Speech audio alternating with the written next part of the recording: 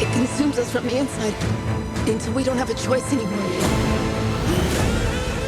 There's these sequences where you're basically being swallowed by your environment, and it's scary enough to watch on the big screen, but I imagine that there is kind of some trepidation when you're on set. What were the experiences like filming that, being buried in the dirt and basically drowning in blood? Yeah. They were terrifying, especially this scene where Andy had constructed this kind of experience of the dirt coming at me at full force. So I turned up to work one day and there was two like huge dump trucks with pulverizers on them, and so they were going to push the dirt and just stop just before they hit me, so I could have been crushed. And it was set up really quickly, so I really had to put my trust into his crazy vision that night and go for it. But yeah, he put Jessica through. Scary. It was really scary. Yeah. I could have died. But For the craft, right? Yeah. he had already put Jessica through a lot of paces. Yeah. And so we kind of had to, It was like the Step blood up. scene was like week 2, I think. Yeah, she got the first big crazy moment. Yeah. Yep. So, yeah, it was. I was very happy to do it. I think it's visually it's an amazing scene.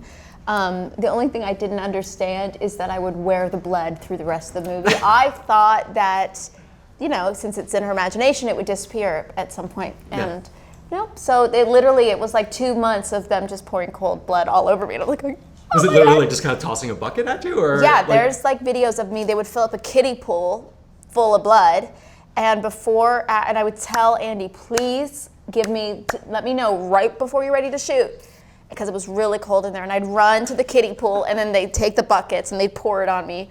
And then I'd run out and I'd stand on set like, all right, I'm freezing. And that was our cue for the rest of the losers to get on set. Nice, Yeah. there you As soon go. as they First- saw me- shivering. Let's Exactly, first date, that's good. Well, I did want to ask a spoiler question, which is a revelation that we learn about Richie that is a change from the book, and it's basically implied that he is actually gay. Yeah. And I'm curious just kind of about the conversations that you had with Andy and kind of the development of that part of the character. It was just a thing that Andy, we kind of talked about how to portray it, and I thought, it'd be interesting to try to, go the full extent with it, and he did too. And I don't think that was ever, apparently it was never Stephen King's intent, so it is something I think they're just doing solely in this movie, so.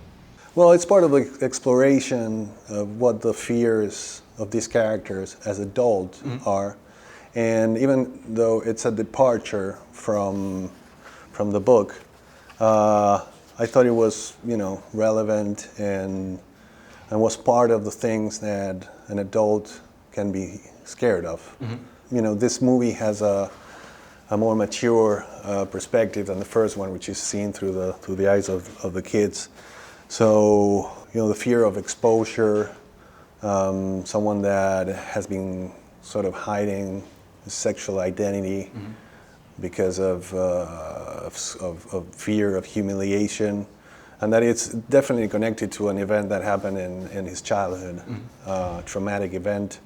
I thought it was relevant and valid. And it's also interesting that he kind of uses his humor as a defense mechanism, essentially. Absolutely, his humor, and also he builds a persona around him that is not only humor, but also he pretends, part of his humor is talking about his jokes about sex and his relationship with women. It's all part of a construction. Just one of my favorite parts of the film is the adaptation of the idea that he's scared by movie monsters, and specifically the reference that you include for The Thing. It's such a great moment. I'm just hoping you could talk about just like how you decided what you were going to do with that. That I think was, if I'm not wrong, that was Bill Hader. Really? Yeah. Well, he will tell you otherwise, but I think he when we were talking about the creature, he said, but on set, I think it happened because of course, some scenes you rehearse, the ones that are implied like more drama, and the other ones you don't, like the spider head is not one of them.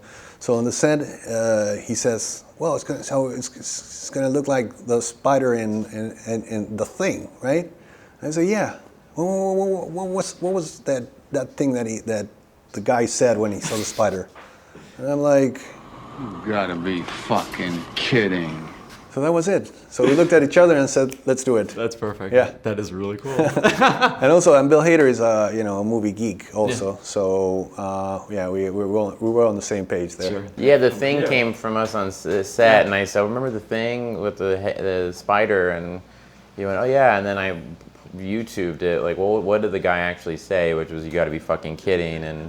And I was like, oh, I should say that. And Andy was like, I love it, yeah. So I did a bunch of different reactions, and one of them was that, and he kept it in. Which Yeah, was cool. we always, the way it always seemed to be, it was like we shot what was exactly on the page, like all of the dialogue, and it was never like loose or thrown out, but it always felt like any time that there was an improv or a happy accident or something came up, it would get expanded on and just sort of grow. But and like then, the other part of that scene where you look up and you see him, I remember there was a lot of different takes of that, where it was like scream, and then there was, and he goes, no, do whatever you want, and I think, I don't know, I was like, oh, there he is, or whatever it is, yeah, and I think he kept that in there, Yeah. But yeah, so that's what I mean. It was like scream, let's do a scary one, let's do one that's like, what do you think, like something that's kind of like, There was a part where like Mike is driving out of town, and he put a camera rig there, and he told me, he's like, all right, you're driving, you're happy. He goes, and now you're Ray Liotta,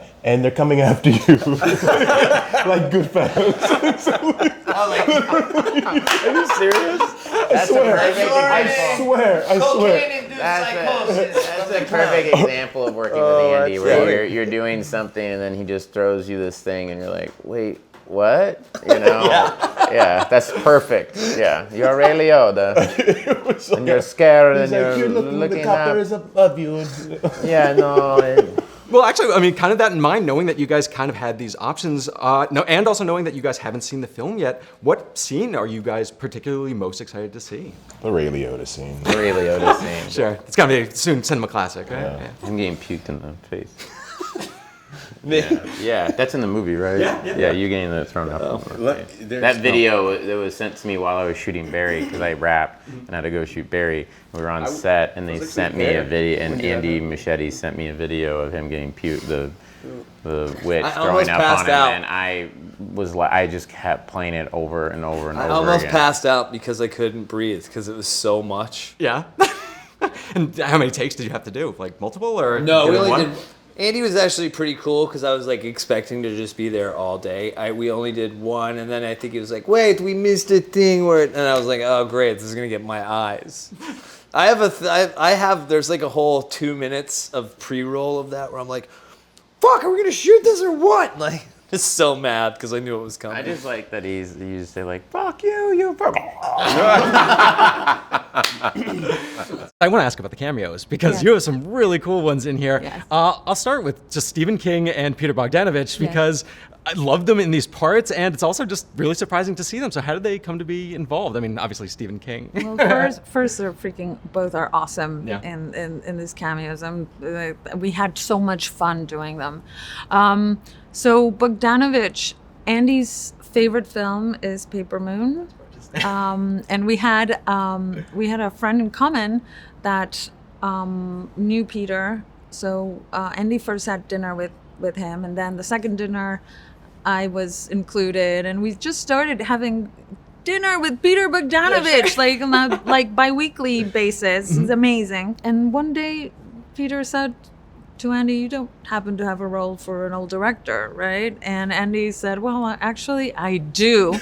And he was in. And then with Stephen King, what kid who's read, King from 12 years old doesn't want him in their movie? Mm-hmm. So this time, the first movie, Andy was too shy. Second time, he asked, and King said, "Well, but I have to tell you that I'm kind of a jinx, and whenever I'm in a movie, it doesn't do very well." It's crazy. Pet Sematary, and I mean, it's like great stuff. But yeah, Creepshow, and I mean, but not in the quality of it. Yeah, sure, but it's just in the box office office performance. So Andy said, "You know what?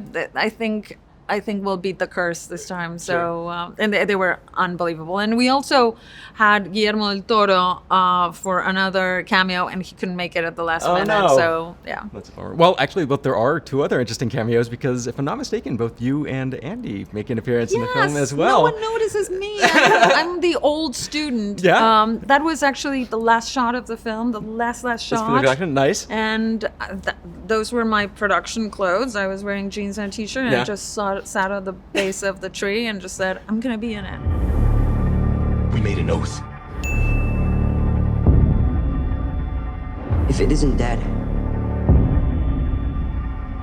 if it ever comes back, we'll come back to it. Pennywise. Hello.